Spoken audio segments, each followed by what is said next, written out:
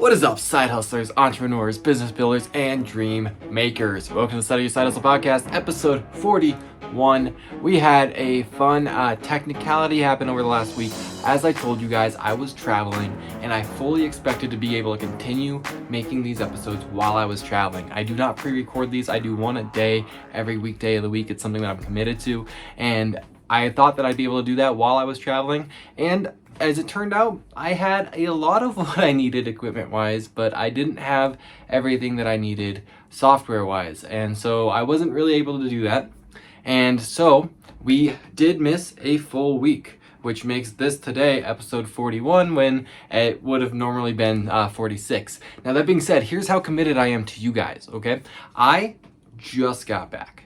It's about 4 o'clock right now, and I arrived home at about 3 o'clock. So the very first thing I did was take a shower, and then I put on some comfy clothes, and the very next thing I did was hit record so I could have this conversation with you guys. This is our second Marketing Monday. That's what we're talking about today. Today we're going to talk all about marketing, and this is the kind of day, this is the segment of the week where we dig deep into tactics and we dig deep into technical jargon and fascinating details about how to grow your business in a digital landscape. And today we're actually going to do a bigger picture conversation. Again, I know we did last time and I walked through what a marketing plan should look like, but it's going to be related to what I did over the last week and how I would recommend that you do this regularly as well. And what I did is something that's kind of, you might hear it thrown out as something like a founder's retreat, where I stepped out of the business and I stepped away from the business and I turned everything off that I could turn off. And what I did was I grabbed a journal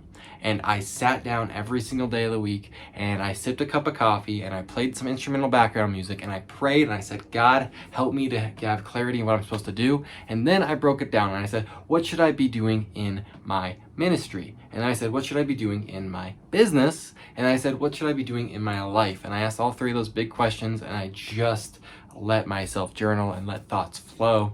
And then as the week progressed, I started circling back to ideas and I started refining ideas. And so the kind of questions that I would recommend asking yourself on these kinds of retreats where you step back from the business so that you can actually look at it objectively and you can say, hey, how are things going? A good question to ask, or simply start really broad and just say, what's going well? What's going well in the business right now? Let's be honest, let's just open-ended, top-level question, what's going well? Write down as many answers to that question as come to you. And then you ask yourself, what could be going better? And you write those down, right? And you ask yourself, what direction do I want to go moving forward? And maybe that's the same direction, so it's how do I get there will be the next question. And maybe it's a new direction, and so it'll be how do I get there? And then so from there you start refining, and then you'll start asking yourself questions, and you're going to get more specific, and you're going to start asking questions that are more along the lines of as granular as, how is my lead nurturing system working? How is step 2 of the lead nurturing system going? Is this something that not only are the conversion rates what I'm looking for, but is it cohesive with my brand? Is it cohesive with what I want to be putting out into the world? And if not, what should I change? And so you start getting really detailed on that. And I'll just report to you guys right now, I don't have everything figured out from this week, mostly because there are other people who are also decision makers that I have to run these things by. But the things that I thought through and that I decided in this last week were, one, I probably am going to change target market. I'm not going to change anything about what I'm doing. I'm just going to get less broad and more specific on the particular target market that I should be working at in my focus business, right? So Settle Your Side Hustle brand, everything that I do here is meant to help you guys who are just starting out to learn how to launch. But there's this other side too where I would feel like I was being disingenuous and dishonest to you guys if all I did was coach, but I didn't run a business, right? So that secondary business, that other business angle, that those two prongs, right? That one didn't really have a target market defined. And so now it does. And so it's being focused, right? So that's one thing that I thought through and that I developed over the last week. Another one is that realizing, as I said to you guys last time we talked about the idea of concentration risk, I want a certain number of clients more than I want a certain amount of revenue. Okay, well, to be able to serve that many clients well, I need to get really refined on my services. So I started cutting back services. saying these are going to be the core things that I offer. This is going to be my upfront. This is going to be what all of my messaging is about. This is going to be the angle that I take, right? And then the third one was the unique selling proposition, my USP. What makes this unique? Now that I've refined who it's for and exactly what I'm doing, what can I do that's truly unique? And sometimes this is that you actually have a new mousetrap that's never been made before. And sometimes it's not, but it's that there is something very specific you can do. The examples that I like are, as a coffee shop, maybe every single coffee that ever goes out also has that coffee art on it, right? And that's just standard operating procedure, has to have coffee art on it. These are the little things that you can do that make things unique and make things stand out. They make it special, right?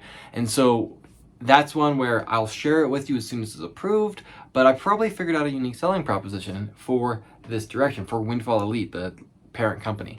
So these are the things that I worked through in the business, and I was able to kind of look at them and think, what's the next 18 months going to look like, and what's the targets for the next 18 months, and how am I going to build out going towards that, which meant I also got to pull back and say, how am I spending my time on a daily basis, and how should I be spending my time on a daily basis? And these are all the kind of things that when you do a founders retreat, when you separate yourself from the business and you say, I'm going to go ahead and I'm going to take a week off, or I'm going to take a 3-day weekend. 3-day weekend is probably what you would need if that's all you were doing. I was doing a lot of things. It was a special trip. But if it took a 3-day weekend and all you had was a journal and some books to read and a Bible, that would be probably sufficient so that you could walk away and have gained a lot of perspective.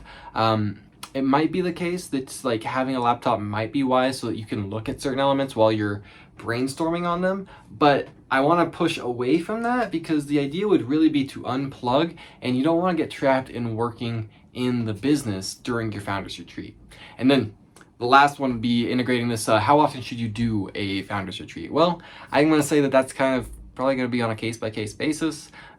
Maybe you're going to find that the right rhythm is to do it once a month. Maybe you're going to find that the right rhythm is to do it once a quarter or every 6 months.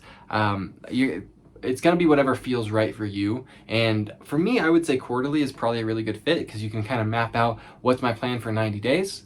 And then you can go pursue that. And then in 90 days you can reassess. And to me, 90 days really does get close to this like cap of what we're able to plan for before the variables just get too chaotic.